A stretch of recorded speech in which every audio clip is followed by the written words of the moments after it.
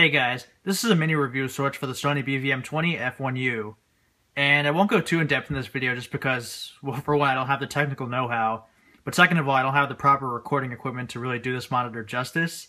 So basically what I'm going to do is just provide a brief overview of the monitor, and after that I'll give a small demonstration of the picture quality, and then finally I'll sort of, go over whether this monitor is for you or not and if it fits your needs.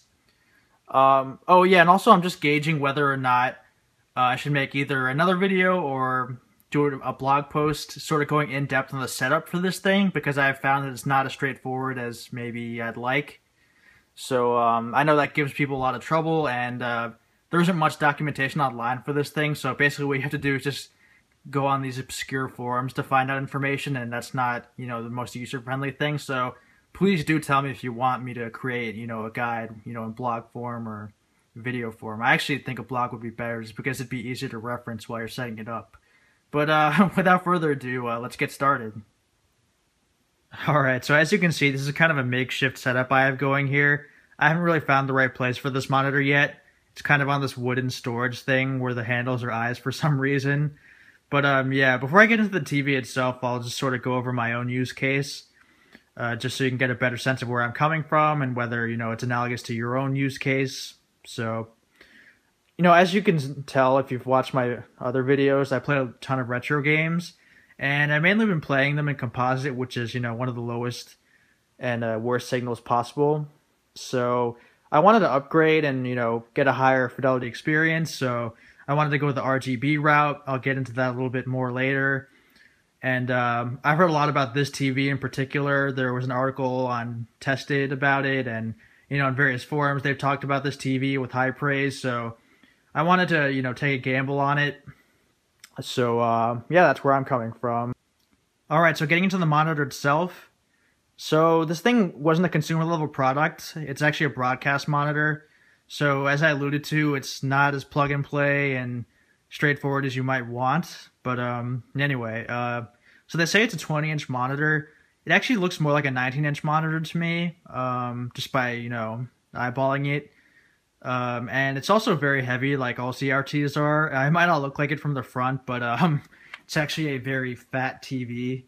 They actually included handlebars, just because I guess they knew how heavy it was. So yeah, unless you're really strong, if you plan on getting one of these, I'd bring a friend to help me pick it up. So yeah, also you'll notice these two speakers on top. That's because this TV doesn't come with its own, built-in stereo, so you have to hook it up to, external speakers. Any old PC speakers will do. These are actually my desktop speakers, which I unplugged temporarily to put on this. I don't really have much of a permanent solution yet. I'll figure that out, sometime later. But anyway, so you'll also notice this sort of control deck on the bottom. You pretty much need this if you want to use the monitor at all. So if you plan on picking this up, make sure it comes with this thing. Otherwise, it's pretty much going to be inoperable. Perhaps one of the most confusing things about the monitor is actually the inputs, which I'll show you right here. It's kind of a mess just because I already have things hooked up to it, but it's not as straightforward as you might be used to. Like the yellow plug goes in the yellow outlet, the white outlet or plug goes in the white outlet. They actually use something called BNC ports, which are these things right here, which I guess broadcast monitors use, and also I think security cameras. They're more secure. Plugs are less likely to fall out and stuff like that, so I guess that's why they use them. So basically, for our purposes, playing retro games, you're going to have to get adapters. Here I have an RGB SCART to BNC adapter, which you can get. I will link that in the description as to which websites you use. And for these component cables, I have BNC to RCA adapters. So it's slightly annoying and slightly confusing for people like us who are used to simpler solutions. But yeah, once you understand that distinction, it's smooth sailing from there. So not too much else to add on, the brief description of the TV. It's very customizable. I'm not going to go into that here again. I want to stress that that I'd really like to make a setup video or blog post about this stuff, so I can really go in depth. But you can adjust things like the red, blue, and green levels, the positioning of the screen and stuff like that. Yeah, let's actually go into the demonstration, shall we? Alright, so in an attempt to showcase this monitor, I have set up Castlevania Rondo of Blood. And once again, I apologize for the camera. It's actually my phone camera, because I don't have anything better, but, anyway. So here's a close-up of Maria. You can really see the scan lines, so the picture quality is incredible. It doesn't exactly show through on this camera. I can tell just because I'm looking at the camera screen, and the colors aren't really showing, but, man, the colors look incredible on this TV. And I noticed that the camera's picking up a lot of glare, which isn't noticeable when you're actually looking at the monitor, so keep that in mind. You're going to have to sort of mentally fill in the blanks as to, how it'll actually look, but I'm hoping that you can actually sort of see, how crisp this monitor display is. It's fantastic. And I'd showcase more games, but unfortunately, the PC Engine is the only console I have with RGB output for now. My Super Nintendo and N64 cables are coming through, as we speak. Which is a shame because I really wanted to showcase some Nintendo games because I feel like, from other videos I've seen, people tend to showcase this monitor with like shoot 'em ups, beat 'em ups, run and guns, all the genres with really annoying names, like on Sega consoles, Turbo Graphics and Neo Geo and stuff like that. Guys, there are more genres than those three things. But anyway, no offense to those people, by the way. Those are awesome genres. I just, wanted to offer something, you're not used to seeing. But anyway, hopefully that gives you a decent indication of what, to expect, should you, pursue getting this monitor. But yeah, let's move on to overall what I think about the monitor and if it's right for you. Alright, so as you can tell, I really like this monitor. But is it for you? Well, that depends, really, on a lot of different things, actually. One is the accessibility of this monitor. Like I said, it wasn't a consumer-level product, so it might be difficult to find these days for most people.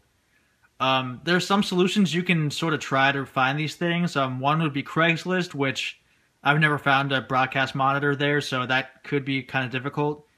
Two, which some people will say they've had success with, is actually go to, broadcast centers and see if they're clearing out their old TVs, since they're going to HD, or, they've been in the HD era for a while, so they have no need for these things, really. I'm not bold enough to really try that, so, for people like me, that's not a great option. Three, which is what I did, I actually checked eBay, and some guy was selling a bunch of them, and he's actually sort of local to me, so I contacted him on eBay. I don't know if this is legal or not, but and asked him if I could pick one up locally, and he said, sure, you can come by and pick one out, whichever one you want. So I did that, and that's how I got it. One thing I will say, if you're in a scenario like that, is you want to check out the video quality, because these broadcast monitors were actually put on 24/7, so they've been used for a lot of hours, and that could lead to video degradation over time. Mine has 22,000 hours, which seems like a lot because that's way more than any normal user would ever use a TV for, or a monitor. But it's actually on the low end, believe it or not. So yeah, do keep that in mind. Two would be the cost of sort of getting into this high fidelity video gaming, niche. For one, you have to get the TV, then you have to get all the adapters that I mentioned earlier, and then you have to, in some cases, get your consoles modded to output RGB. Most non-Nintendo consoles don't have to be modded. I guess I'll go over some of the ones that do. The NES does, which is a really expensive mod. Two would be the Super Nintendo. Well, actually, the Super Nintendo doesn't need a mod except for the SNES Mini, which you might think awesome. Except the SNES Mini has the best RGB output, so that's the rub. That's how these things work in life, unfortunately. The N64 needs a mod, and then let's see what else needs a mod. The Atari 2600 and the 3DO, which no one really cares about, but anyway, yeah, stuff like that. I think the Master System might also need one. I'm not really sure though. I don't think it does. Don't listen to me. But yeah, that could be pretty costly to get that done. Then of course the retro games, which unfortunately I already had because I've been playing these games for many years, so that could also add up. It's a very expensive hobby, like I said. You might also need an RGB SCART switch, so you don't have to keep unplugging and replugging in cords. And those are very hard to find these days. And if you do find a really good one, they're expensive.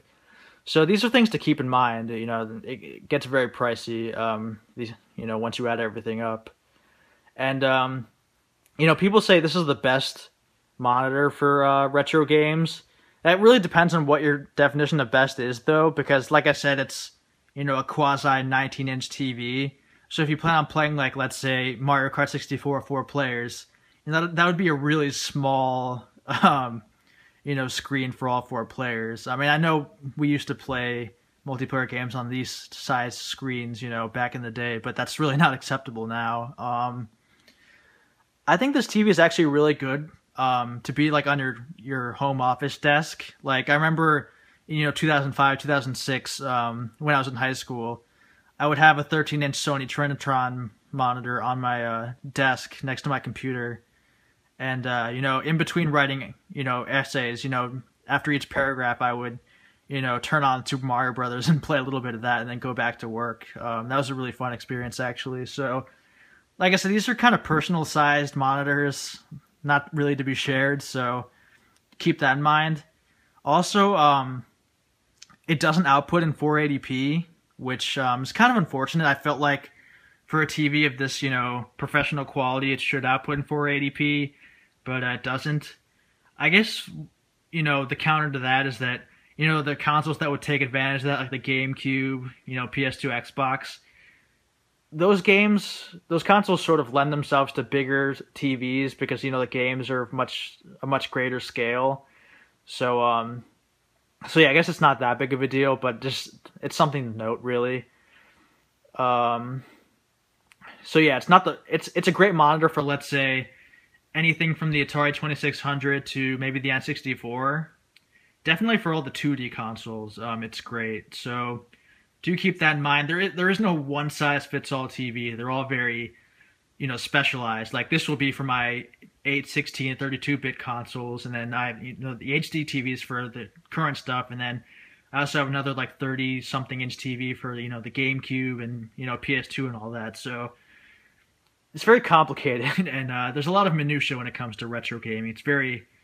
It's fun, but also very annoying and frustrating at times. So yeah. So hopefully this video sort of informed you on whether or not this monitor is for you.